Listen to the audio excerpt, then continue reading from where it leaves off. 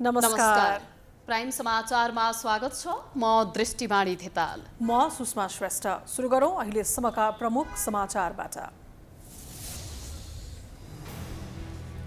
राष्ट्रपति भण्डारीद्वारा आजैबाट संसदको हिउँदे अधिवेशन अन्त्यको घोषणा। प्रमुख प्रतिपक्षी दल नेपाली कांग्रेस र माओवादी केन्द्रको आपत्ति। सरकारद्वारा मधेस आन्दोलनका क्रममा पक्राउ परेकाहरूको मुद्दा फिर्ता गर्ने निर्णय। कोरोना प्रभावित जिल्लाका विद्यालय वैशाख मसान्तसम्म बन्द।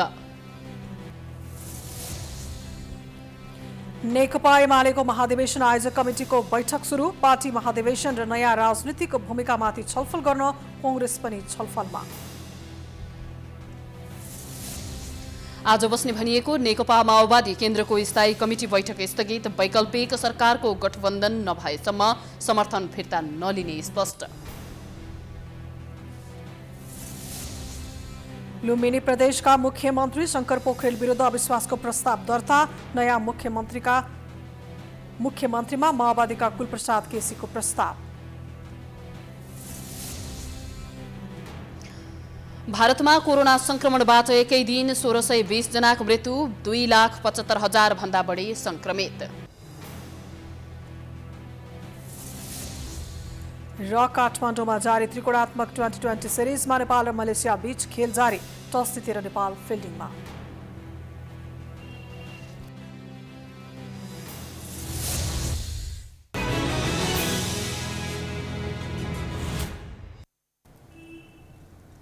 अब समाचार विस्तारमा। प्रतिनिधि सभाको अधिवेशन अन्त्य भएको छ। मंगलबार संसद बैठक तय भइसकेको अवस्थामा अधिवेशन नै अन्त्य गरिएको हो। मन्त्री परिषदको सिफारिसमा राष्ट्रपति विद्यादेवी भण्डारीले आज दिउँसो 1 बजेदेखि संसद अधिवेशन अन्त्य भएको घोषणा गर्नुभएको छ। त्यसअघि मन्त्री परिषद बैठकले अधिवेशन अन्त्यका लागि सिफारिस गरेको थियो। हिउँदे अधिवेशन अन्त्य भएपछि बजेट अधिवेशन सुरु हुनेछ। त्यसको मिति पनि सरकारको सिफारिसमा राष्ट्रपतिले नै तोक्ने व्यवस्था रहेको छ। संसद पुनर्स्थापना भएपछि गत फागुन 23 गतेदेखि हिउँदे अधिवेशन सुरु भएको थियो। प्रधानमन्त्री केपी शर्मा ओलीले गत पुस 5 गते विघटन गरेको संसदलाई पुनर्स्थापना गर्न सर्वोच्च अदालतले फागुन 11 गते आदेश दिएको थियो। नेपाली कांग्रेसले हठात रूपमा गरिएको संसद अन्त्यको अधिवेशनप्रति आपत्ति जनाएको छ। प्रदेश सरकारसँगै केन्द्र सरकार पनि ढल्ने अवस्थामा पुगेपछि प्रधानमन्त्रीले अधिवेशन अन्त्यको सिफारिस गरेको कांग्रेस नेता प्रकाशमान सिंहले बताउनुभयो। प्रस्तुत छ हाम्रा सहकर्मी जनक पण्डितले नेता सिंहसँग गर्नुभएको छोटो कुराकानी। देशका विभिन्न राजनीतिक दलका शीर्ष नेताहरूसँग विशेष कुराकानी गर्दै आइरहेका छौँ प्राइम टाइम्स टेलिभिजन मार्फत। र यति बेला हामीसँग हुनुहुन्छ नेपाली कांग्रेसका शीर्ष नेता प्रकाशमान श्रेष्ठ। यहाँलाई प्राइम टाइममा स्वागत छ। हजुर, धन्यवाद। हामी यहाँ बस्दै भनौँ न मन्त्री परिषदको निर्णयले संसद बैठक अर्थात् संसद अधिवेशन अन्त्य गर्ने निर्णय गरेको छ। यो निर्णयलाई यहाँले कसरी लिनुहुन्छ? यो निर्णय त कस्तो भन्दाखेरि यो चाहिँ पार्लियामेन्टको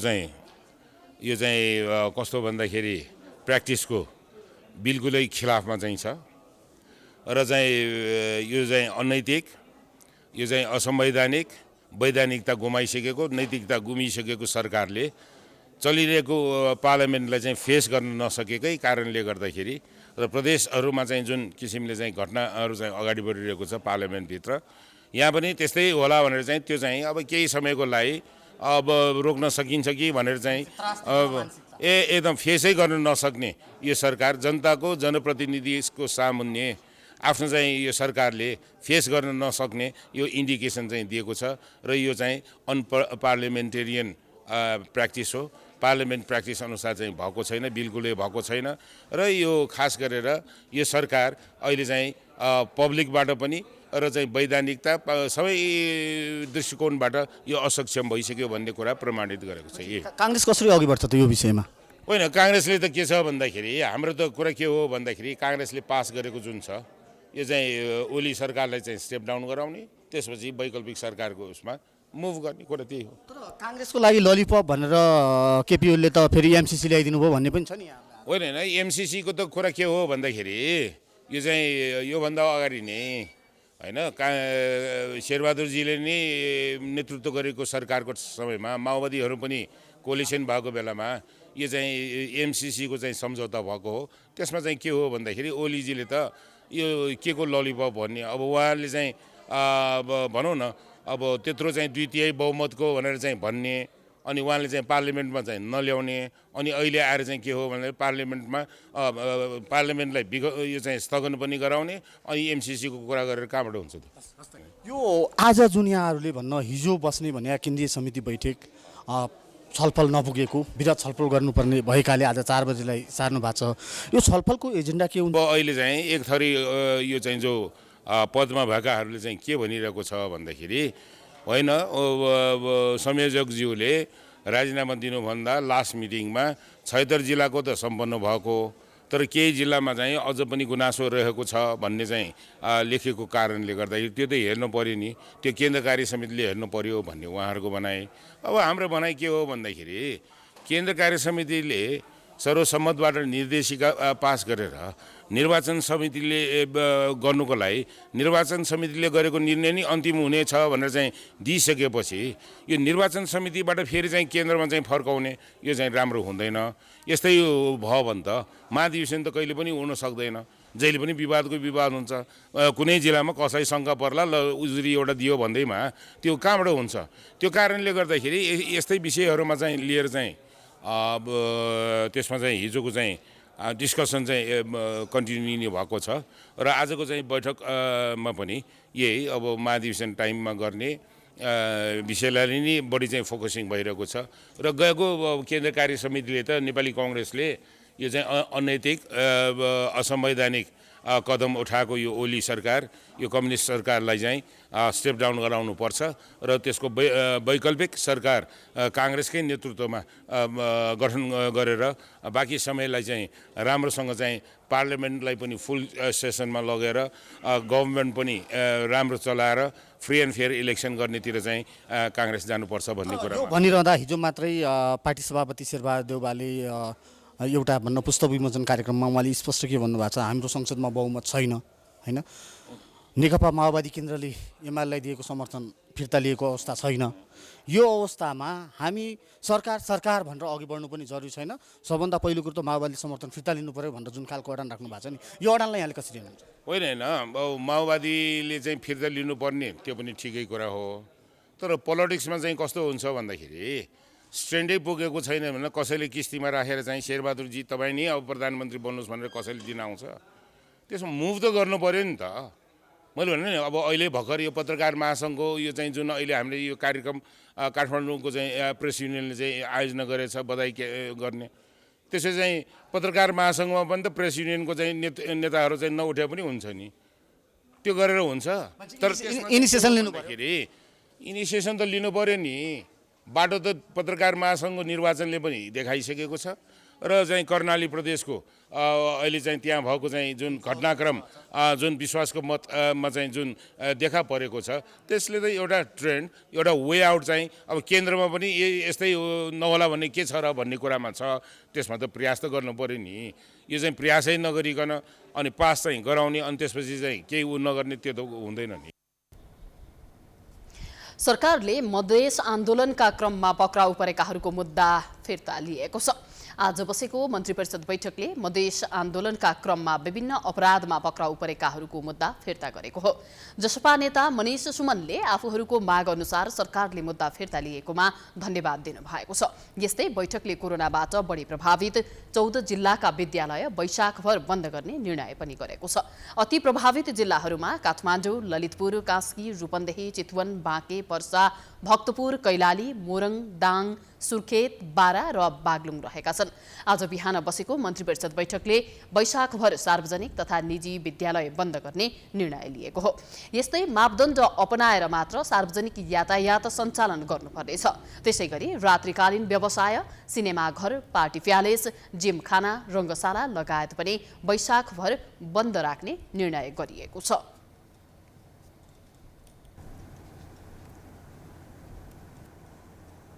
नेकपा एमालेको महाधिवेशन आयोजक कमिटिको बैठक सुरु भएको छ।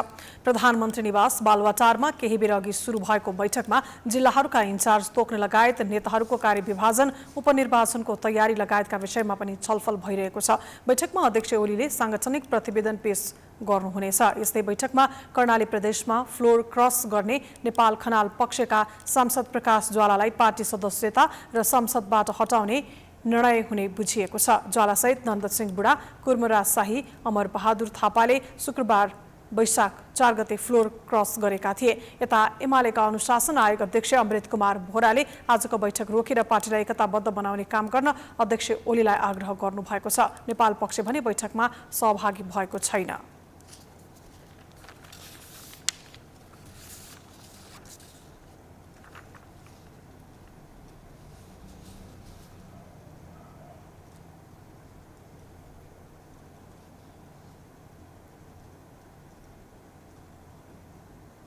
यसै विषयमा थप जानकारी दिनका लागि हाम्रा संवाददाता प्रकाश जोशी हामीसँग प्रत्यक्ष टेलिफोन सम्पर्कमा जोडिनु भएको छ। प्रकाशजी, हामीलाई सुन्दै हुनुहुन्छ? नेकपा एमालेको महाधिवेशन आयोजक कमिटिको बैठक सुरु भएको छ। बैठकको विषयमा थप जानकारी दिन हाम्रा संवाददाता प्रकाश जोशी जोडिनु भएको छ। प्रकाशजी, हामीलाई सुन्दै हुनुहुन्छ? हजुर, नेकपा एमालेको महाधिवेशन आयोजक कमिटिको बैठक सुरु भएको छ भनिएको छ। बैठकको विषयमा थप हामीलाई जानकारी गराइदिनुस् न।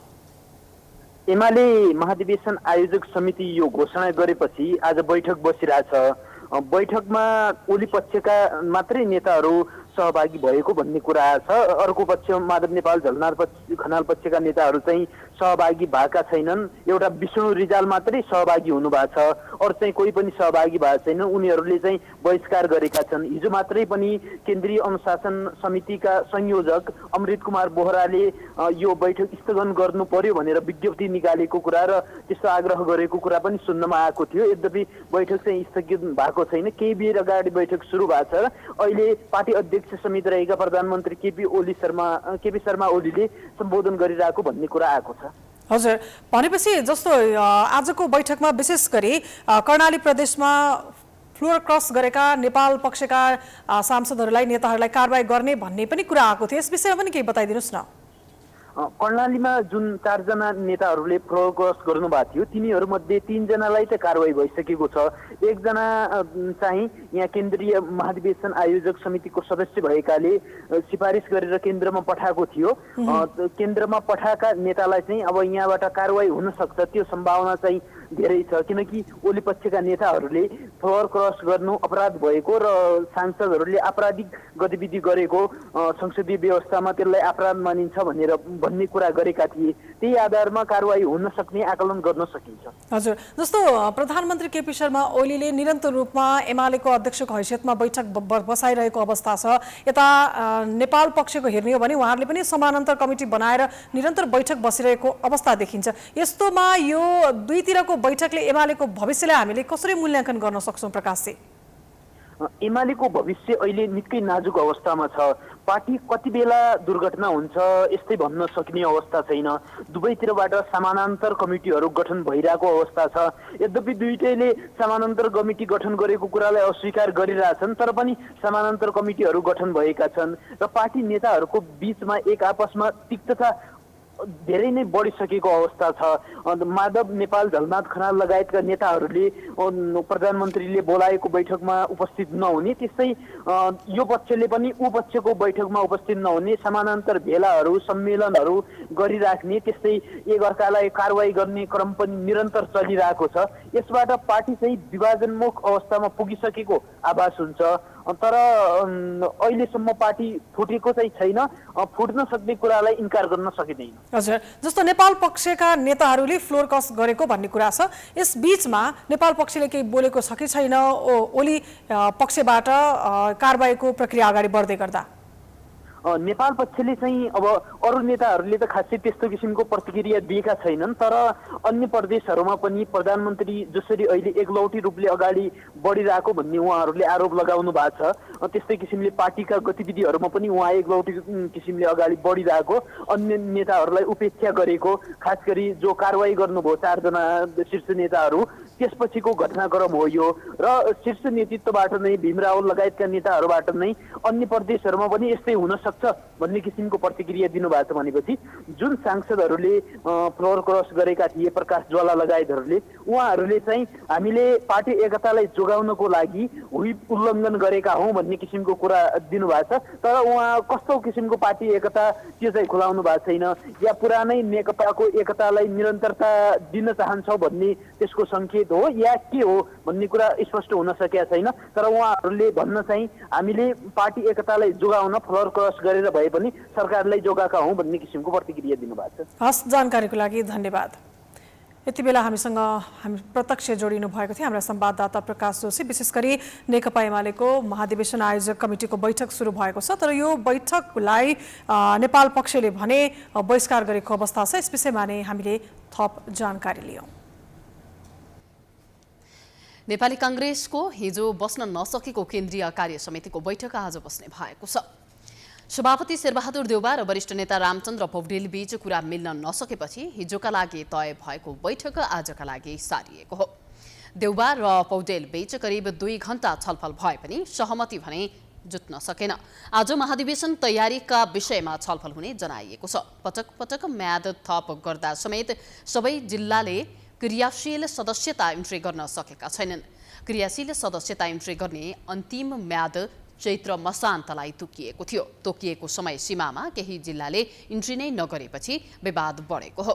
क्रियाशील सदस्यता तोकिएको समयमा इन्ट्री सुरु नहुँदा महाधिवेशनको कार्यतालिका नै परिवर्तन गर्नुपर्ने स्थिति रहेको छ। कार्यतालिका हेरफेरको विषयमा शीर्ष नेताहरूबीच मतभेद देखिएको छ। प्रधानमन्त्री केपी शर्मा ओलीको राजीनामा माग्ने र आफ्नो नेतृत्वमा सरकार बनाउने निर्णय गरेको कांग्रेस कसरी अघि बढ्ला भन्ने अन्योलमा रहेको छ। सत्ता समीकरणका विषयमा समेत कसरी अघि बढ्ने भन्ने विषयमा शीर्ष नेताहरू एकमत हुन सकेका छैनन्।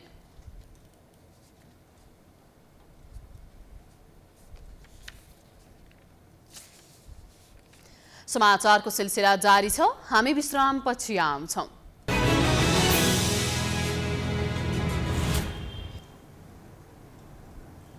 विश्रामपछि स्वागत छ। अब बाँकी समाचार।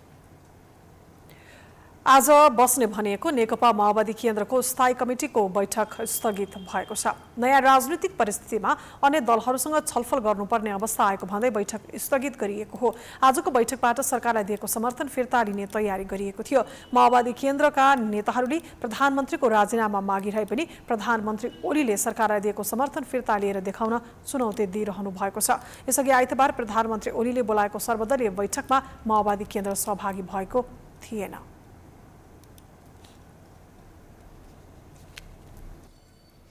संसद अधिवेशन अन्त्यप्रति नेकपा माओवादी केन्द्रले पनि आपत्ति जनाएको छ। प्राइम टाइम्स टेलिभिजनलाई प्रतिक्रिया दिँदै केन्द्रका प्रमुख सचेतक गुरुङले सरकार ढल्ने स्थिति आएपछि संसद छल्न अधिवेशन नै अन्त्य गरिएकोमा आक्रोश व्यक्त गर्नुभएको हो। विश्वासको प्रश्न उठिरहेको बेलामा चाहिँ सदनमा प्रधानमन्त्रीले रिजाइन गर्नुपर्छ। दलहरू विकल्पको खोजीको क्रममा छ, हैन, क्षेत्र 2 अनुसारकै विकल्पको खोजीको क्रममा छ, विकल्पकै तयारीको क्रममा छ। यो तयारी चलिरहेको बेलामा उहाँले सदन समापन गर्दाखेरि सायद यो चाहिँ उहाँले यो तयारीलाई बिथोल्न खोज्ने अथवा चाहिँ त्यसलाई चाहिँ डाइभर्ट गर्न खोज्ने अथवा त्यसलाई छल्न खोज्ने खालको चाहिँ एउटा नोकरशाही खालको निरङ्कुश खालको चिन्तन र सोचको उपज पनि हुन सक्छ। नेता गुरुङले नयाँ सरकारको सुनिश्चितता नभएसम्म सरकारलाई दिएको समर्थन फिर्ता नलिने बताउनु भएको छ। समर्थन फिर्ता लिए प्रधानमन्त्रीले फेरि पनि संसद विघटन गर्न सक्ने खतरा रहेको उहाँको भनाइ छ। विघटन हुँदैन भन्ने कुराको ग्यारेन्टी हुन्छ कि हुँदैन भन्ने प्रश्नसँग जोडिएको छ। किन भन्दाखेरि हामीले चाहिँ समर्थन फिर्ता गर्ने बित्तिकै चाहिँ उहाँले चाहिँ तपाईँको मतलब अविश्वासको मुख गर्ने र चाहिँ तपाईँको यो 76-3 को सरकारमा परिणत भयो भनेर चाहिँ व्याख्या गर्ने अनि 76-3 कोले पनि विश्वास मत प्राप्त गर्न सकेन भन्दै चाहिँ 76(5) को चाहिँ प्रयोग गरेर 76(7) चाहिँ अथवा संसद भङ्ग गर्ने प्रावधान चाहिँ प्रयोग गर्न सक्ने खतरा चाहिँ टटकारो रूपमा छ। हामीले चाहिँ तपाईँको संसद भङ्ग हुँदैन भन्ने प्रकारको सुनिश्चितता गरेर मात्रै चाहिँ तपाईँको समर्थन फिर्ता गर्ने हो। प्रधानमन्त्री ओली प्रतिगमनको नायक भएकाले उनको विदाई गर्न काङ्ग्रेस र जसपासँग मिलेर गठबन्धन गर्ने प्रयास भइरहेको उहाँले बताउनु भएको छ।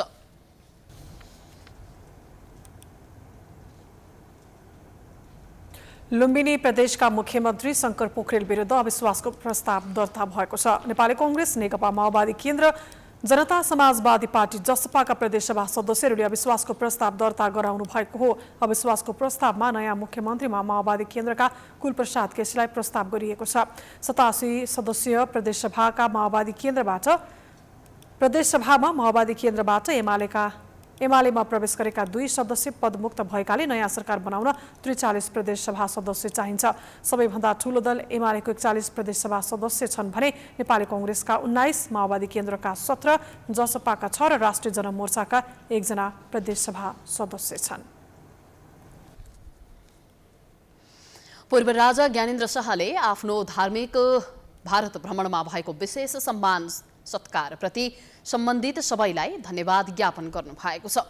आज प्रेस वक्तव्य जारी गर्दै शाहले विशेष सम्मान सत्कार र संस्कारयुक्त आदर भावप्रति निरञ्जन पेठका पीठाधीश्वर आचार्य महामण्डलेश्वर कैलासानन्द गिरी तथा समस्त सन्त महात्माहरूप्रति हार्दिक कृतज्ञता व्यक्त गर्नु भएको हो। महाकुम्भमा शाही स्नान र गंगा आरतीको विशेष प्रबन्ध मिलाउन अखाडा परिषदले लिएको दायित्व आफैमा अविस्मरणीय भएको शाहले उल्लेख गर्नु भएको छ। शाही स्नान अवधिमा सम्पूर्ण हिन्दू धर्मावलम्बीहरूको तर्फबाट गरिएको अभिनन्दन र आशीर्वचनका लागि पनि उहाँले आभार व्यक्त गर्नु भएको छ। आफ्नो भारत बसाइलाई सरल र सहज बनाउने व्यवस्थाका लागि भारतीय जनता र भारत सरकारप्रति पनि उहाँले आभार व्यक्त गर्नु भएको छ। यस्तै स्वदेश फर्कदा विभिन्न सङ्घ संस्था तथा नेपाली जनसमुदायबाट दर्शाइएको स्वागत सम्मानका निम्ति पनि सबैलाई उहाँले आभार प्रकट गर्नु भएको छ। एक वर्ष अगाडि नेपालमा कोरोना भाइरस केही व्यक्तिमा मात्रै संक्रमण हुँदा सरकार र सर्वसाधारण दुवै पक्ष निकै सचेत देखिएका थिए। सरकारले लकडाउन गर्यो भनेर सरकारले लकडाउन गरेपछि सर्वसाधारण 4 महिनासम्म घरभित्रै पनि बसे। तर अहिले संक्रमणको दोस्रो लहर सुरु हुँदा भने कसैले पनि सचेतना अपनाएको पाइँदैन।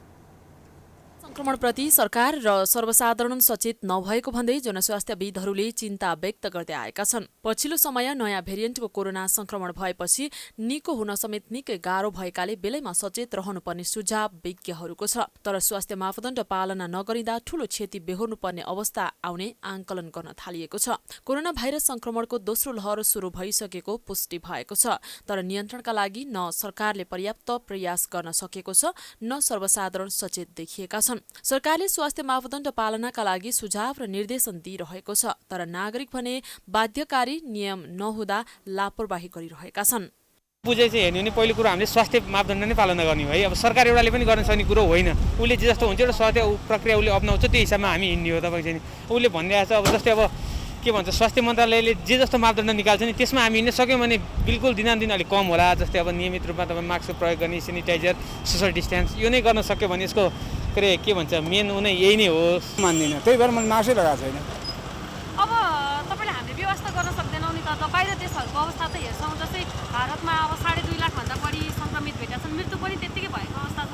यदि त्यही अवस्था नेपालमा होइन, मृत्यु त यस्तो हो कि मृत्यु भनेको के भनेदेखि कोरोना लाग्नुभन्दा पहिला यहाँ नेपालमा मान्छे मरेको तथ्याङ्क हाम्रो नेपालले तथ्याङ्क निकालेको छैन नि। अब अहिले पो कोरोना लगाएर मऱ्यो, यति हजार मऱ्यो, उति हजार मऱ्यो भन्छ। तर त्योभन्दा पहिला मर्नेको सङ्ख्याको तथ्याङ्क कति छ त? त्यो कोरोना लगाएर मर्या हो कि कालगतिले मर्या हो कि रोग लगाएर मर्या हो कि अरू अन्य रोग लगाएर मर्या हो कि त्यो त चाहिँ सरकारले भनेको छैन। अब जति मान्छे मऱ्यो कोरोनै लगाएर मर्या भन्छ, त्यो त म मान्दिनँ। यसरी संक्रमण नियन्त्रणका लागि सर्वसाधारणले बेवास्ता गर्ने हो भने केही महिनाभित्र नेपालमा संक्रमणले भयावह स्थिति लिने चेतावनी जनस्वास्थ्यविदहरूले दिएका छन्। छिमेकी देश भारत लगायत अन्य देशमा समेत पछिल्लो समय कोरोना संक्रमितको संख्या उकालो लागेको छ, साथै मृत्युको संख्या पनि बढेको छ। नेपालमा पनि संक्रमित र मृत्युको संख्या बढेको सरकारी तथ्याङ्कबाट स्पष्ट देखिन्छ। अहिलेको अवस्थामा नागरिक आफै सचेत हुनु नै संक्रमणबाट जोगिनुको उत्तम उपाय भएको विज्ञहरू बताउँछन्। परीक्षणको दायरामा आउनु आम नागरिकले चाहिँ आफू बस्नु, परिवारका सदस्यलाई जोगाउनु र समुदायलाई जोगाउनुको एउटा अनुशासन र जिम्मेवारी हो हैन। तर त्यो अनुसारको परीक्षणमा आम सर्वसाधारण आएका छैनन्। लक्षण भएका व्यक्तिहरू पनि सामान्य रूपमा यो कोरोनालाई लिएको अवस्था छ। सरकारले विभिन्न क्षेत्रहरूमा लक्षण देखिएका व्यक्तिहरूलाई निःशुल्क परीक्षणको व्यवस्था गरे पनि जुन अनुपातमा संक्रमितहरू पहिचान हुनुपर्ने त्यो भएको छैन। त्यसलाई हामीले कसरी बुझ्न सक्छौँ भन्दा आइसियुका शय्याहरू भरिन थालेन्, तर समुदायमा संक्रमितहरू 100-150 को हाराहारीमा मात्र पत्ता लाग्नु भनेको त्यो अलिकति डेटामा मिल्दैन। अलिकति संक्रामक भाइरस, अर्को कुरा चाहिँ हामीले मापदण्ड तोडेको अवस्था। यी दुईटा कुराहरू अहिले चाहिँ यो संक्रमित बढ्नुको कारण, चिकित्सा संक्रमित बढ्नुको मुख्य कारणको रूपमा हामीले बुझ्न सक्छौँ। कुनै बेला 100 भन्दा कम कोरोना संक्रमित पुष्टि हुने गरेकोमा अहिले दैनिक 600 देखि 1000 को हाराहारीमा संक्रमित भइरहेका छन्। केही महिना दैनिक मृत्यु संख्या पनि शून्यमा झरेको थियो। अहिले मृत्यु हुनेको संख्या पनि दैनिक 5 जनाको हाराहारीमा छ। अवस्था भयावह बन्ने संकेत देखिँदा पनि सर्वसाधारणले लापरवाही गर्न भने छोडेका छैनन्। अहिले त जोखिम छ नि, भिडभाडहरूमा यताउता हिँड्दा कतिले मास्कको प्रयोग गरिरहेका हुन्छन्, कसैले गरेका हुँदैनन् नि त। अनि त्यही भएर अलिकति सुरक्षित भए जस्तो फिल चाहिँ हुँदैन। हात धुनुपर्छ, यी आदि सफा गर्नुपर्छ। औषधि उपचारहरू, इन्जेक्सनहरू सरकारमा बस्नेहरूलाई सबैभन्दा त्यो जनतै भएन भने त्यो कसरी के को सरकार हुन्छ? एक्लै नाङ्गेर सरकार बन्दैन गरे। जनता बचाउने सम्पूर्ण कुरो यो विकास गर्ने, भ्रष्टाचार गर्ने भनेका छन्, विकास गरेका छन्, गाउँ गाउँमा भ्रष्ट भएको छन्, त्यो विकास यसलाई थन्काइदिने र यही जनतालाई बचाउने, उपचार गर्ने, यी आदिमा ओली लगायत प्रचण्ड सबै लागुन्। करिब 1 वर्ष कोरोना संत्रासमा गुज्रिएका नागरिकमा पुनः कोरोना संक्रमणको त्रास बढेको छ। कोरोना संक्रमण बढेको अवस्थालाई हेर्दा, सरकारले गरेको कार्य र नागरिक सचेत नबनेको अवस्थालाई हेर्दा नेपालमा कोरोनाले भयावह अवस्था नल्याउला भन्न सकिन्न। त्यसैले सबै पक्षले आफ्नो क्षेत्रबाट सचेत र कोरोना नियन्त्रणमा सघाउन जरुरी छ। पहिलो चरणको संक्रमणको अनुभव भइसकेकाले पनि अब सरकार र सर्वसाधारण दुवै पक्षले नियन्त्रणका लागि आफ्नो ठाउँबाट पहल गर्नु नै उचित देखिन्छ। क्यामेरामा अर्जुन भण्डारीको साथमा सृजना कार्कीको रिपोर्ट। दैनिक 17 करोड लिटर पानी क्षमता भएको मेलम्ची खानेपानी आयोजनाबाट 8 करोड पानी ल्याउँदैमा चुहावटको समस्या देखिसकेको छ। काठमाडौँ उपत्यकामा पानी वितरण गरिएको 2 हप्ताको अवधिमा 100औं ठाउँमा पानी चुहावट भएको छ। पुरानो पाइपबाटै पानी वितरण गरिएकाले चुहावट भएको बताइएको छ। मेलम्ची खोलाबाट दैनिक 17 करोड लिटर पानी आउने क्षमता छ। अहिले सुन्दरी जल स्थित 2 प्रशोधन केन्द्र मध्ये एउटा केन्द्र मार्फत 8.5 करोड लिटर पानी ल्याइएको हो। अर्को प्रशोधन केन्द्र परीक्षण गरेर सञ्चालन गर्दा उपत्यकामा दैनिक 17 करोड लिटर पानी आउनेछ। गत चैत 20 गते राष्ट्रपति विद्यादेवी भण्डारीले काठमाडौँ उपत्यकामा वितरण गरिने मेलम्ची खानेपानी वितरण कार्यक्रमको उद्घाटन गर्नुभएको थियो। सरकारले मेलम्ची खानेपानी आयोजना निर्माण सम्पन्न गरेको जस लिनकै लागि हतारमा उद्घाटन गरेको आरोप लागेको थियो। उक्त आरोपलाई अहिले पानी वितरण प्रणालीले सही साबित गरिदिएको छ। पानी वितरणका लागि चाहिने पाइपलाइनको काम नै नसकी पानी वितरण सुरु गरिँदा अहिले विभिन्न स्थानमा चुहावटको समस्या देखिएको छ। काठमाडौँ उपत्यका खानेपानी लिमिटेड KUKL का पुराना पाइपलाइनहरूबाट नै मेलम्चीको पानी वितरण गरिँदा चुहावट भएको हो। KUKL ले पुरानै पाइपलाइनबाट पानी वितरण गर्दा चुहावटको समस्या सृजना भएको स्पष्ट पारेको छ। KUKL का प्रमुख मिलन साक्यका अनुसार पुराना पाइपलाइन कमजोर भइसकेकाले चुहावट भएको हो। लिकेज हुनुको कारण त एउटा पाइपलाइनहरू कतिपय ठाउँमा पुरानै छन्। हाफ इन्ची धाराहरू 30-40 वर्षको आयु सिद्धिएपछि त्यो खिया परेर पालपालै परेको अवस्था हामीले देखिरहेछौँ। त्यसको सँगसँगै अब यो भूकम्प जाँदाखेरि पनि पाइपहरूको जोइन्टहरू हल्लिएको अवस्था थियो, जसले गर्दा त्यहाँ पनि लिकेज हुने सम्भावना त्यहीँबाट डेभलप हो। अब विगतमा चाहिँ पानी कम थियो, जसले गर्दा सडकमा देखिँदैन थियो, लिकेज त भइरह्यो, जमिन मुनि नै गयो हैन। सडकमा माथि आएको थिएन। तर अहिले अब पानीको परिमाण बढेको कारणले अब सडकमा माथि आउन थाल्यो। त्यो भनेको हामीले मर्मत गर्नलाई मौका पनि भयो कि। पाइपबाट पानी चुहिँदा सडकमा समेत समस्या सृजना भएको छ। सडक डिभिजन कार्यालय काठमाडौँले पानी चुहावटका कारण सडक भत्किने समस्या सुरु भइसकेको जनाएको छ। कार्यालयले जतिसक्दो चाँडो नयाँ पाइपलाइनको व्यवस्था गर्न आग्रह गरेको छ। भनेको 300-500 ठाउँमा देखिने अझै बढी देखिनेसम्म हुन्थ्यो भने त्यो थोरै हुन सक्थ्यो होला होइन। नयाँ पाइप लगाएको ठाउँमा चाहिँ 2टा 4टा 5वटा 10वटा ठाउँमा हुन्थ्यो होला। यसले चाहिँ के भयो त भन्दाखेरि यो पुरानो सिस्टमबाट पाइपहरू फुटिसकेपछि यसलाई त बनाउनलाई सडक भत्काउनै पर्यो, फेरि बनाउनै पर्यो। रिपेयर मात्रै हुन्छ, नयाँ जस्तो त पक्कै पनि हुँदैन। फेरि हामीले नयाँ पाइपबाट त बगाउनु पर्ने छँदैछ।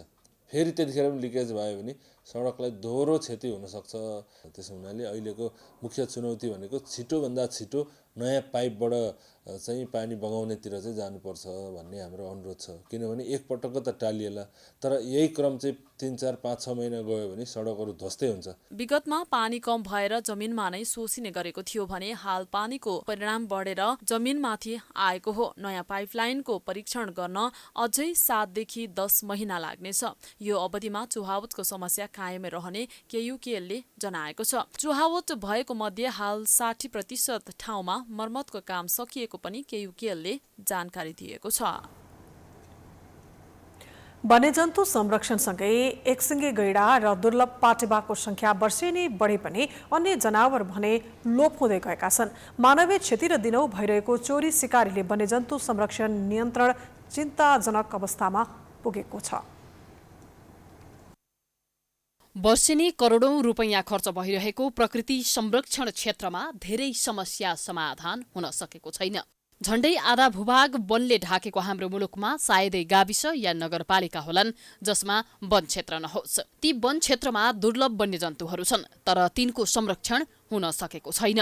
विगत 30 वर्षमा मात्रै जमिनमा बस्ने वन्यजन्तुको संख्या 25%ले घटेको छ। सामुद्रिक जीवको संख्या 28%ले घटेको छ भने नदीनाला लगायतका जलचर जीवको संख्यामा 29%ले कमी आएको छ। सन् 1973 मा राष्ट्रिय निकुञ्ज तथा वन्यजन्तु संरक्षण ऐन कार्यान्वयनमा आएसँगै औपचारिक रूपमा वन्यजन्तु संरक्षण गर्न सुरु भएको हो। सरकारी एवं सामुदायिक वन वरपर बसोबास गर्ने जनतालाई पनि संरक्षण अनि संरक्षण क्षेत्र व्यवस्थापनमा प्रभावकारी रूपमा सहभागी गराउने सरकारी नीति भए पनि व्यावहारिक रूपमा चाहिँ कार्यान्वयनमा आउन सकेको छैन। राष्ट्रिय निकुञ्ज तथा वन्यजन्तु संरक्षण ऐन 2029 बमोजिम संरक्षित सूचीमा रहेका वन्यजन्तुहरू स्तनधारी वन्यजन्तुहरू 27 प्रजाति, चरा 9 प्रजाति र घस्रने जीवहरू 3 प्रजातिका वन्यजन्तुहरू शिकार गर्न प्रतिबन्धित छन्।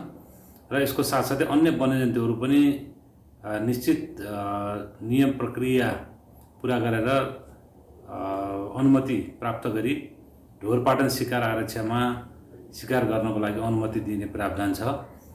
समग्रमा भन्नुपर्दा वन्यजन्तुहरूको शिकारलाई नियमन गरिएको छ र संरक्षित सूचीमा रहेका वन्यजन्तुहरू शिकार गर्न प्रतिबन्धित गरिएको छ। नेपालमा मानवीय क्रियाकलापको कारण प्रत्येक वर्ष वन्यजन्तु नासिने क्रम रहिरहेको छ। अन्तर्राष्ट्रिय स्तरमा वन्यजन्तुको अवस्था अत्यन्तै चिन्ताजनक छ। मानवीय क्षति र वन्यजन्तुको चोरी सिकारीको नियन्त्रणको चुनौती पनि थपिएको छ। वन्यजन्तुहरूलाई दीर्घकालसम्म बचाइराख्नको लागि नेपालमा विभिन्न उपायहरू अवलम्बन गरिएका छन्।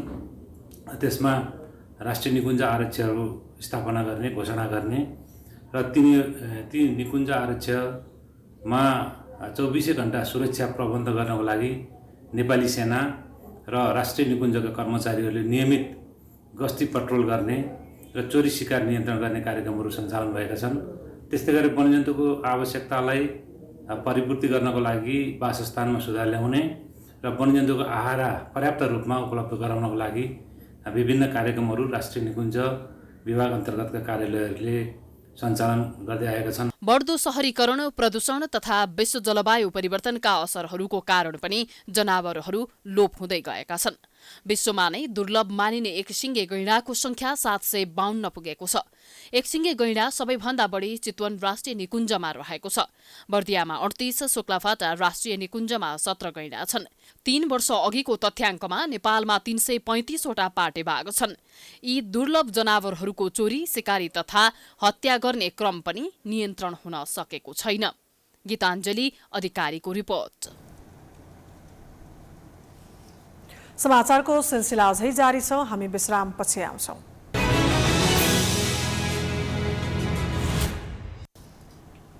विश्रामपछि स्वागत छ। अब अन्तर्राष्ट्रिय समाचार।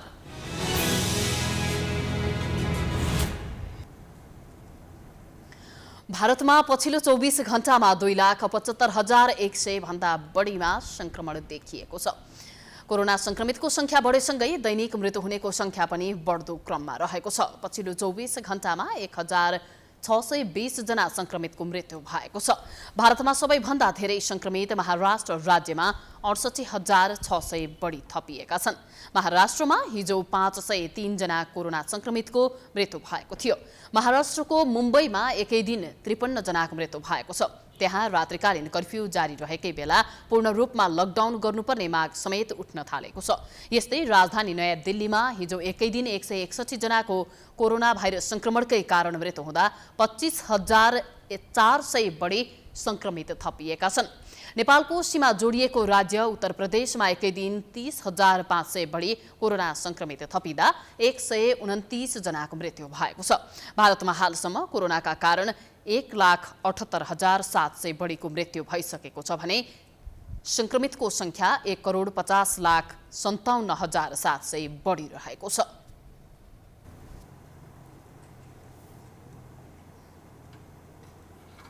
अब खेलकुद समाचार।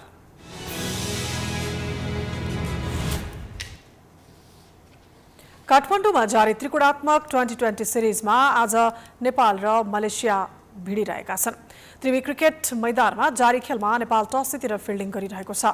नेपालका करण केसीले प्रारम्भमै विकेट लिए पनि मलेसिया आक्रामक ब्याटिङ गरिरहेको छ। आज मलेसिया पहिलो जितको खोजीमा छ भने नेपाल अपराजित यात्रा कायम राख्न चाहन्छ। मलेसिया हिजो नेदरल्यान्डसँग 15 रनले पराजित भएको थियो। नेपालले भने आइतबार भएको खेलमा नेदरल्यान्ड्सलाई 9 विकेटले हराएको थियो। डबल राउन्ड रोबिनका आधारमा हुने सिरिजको शीर्ष 2 टोली बीच फाइनल खेल हुनेछ।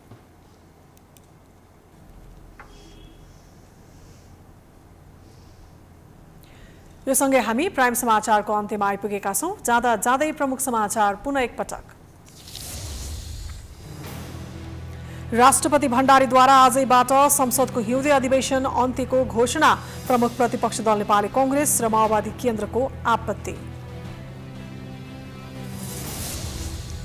सरकारद्वारा मधेस आन्दोलनका क्रममा पक्राउ परेकाहरूको मुद्दा फिर्ता गर्ने निर्णय। कोरोना प्रभावित जिल्लाका विद्यालय वैशाख मसान्तसम्म बन्द।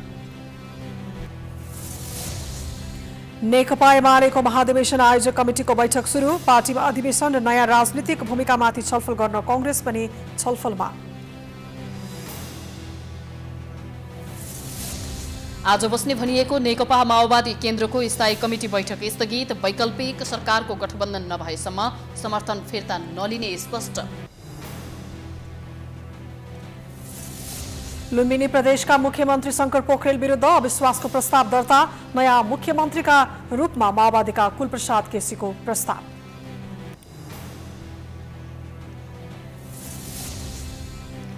भारतमा कोरोना संक्रमणबाट एकै दिन 1620 जनाको मृत्यु। 2,75,000 भन्दा बढीमा संक्रमण। र काठमाडौँमा जारी त्रिकोणात्मक 2020 सिरिजमा नेपाल र मलेसिया बीच खेल जारी। टस जितेर नेपाल फिल्डिङमा।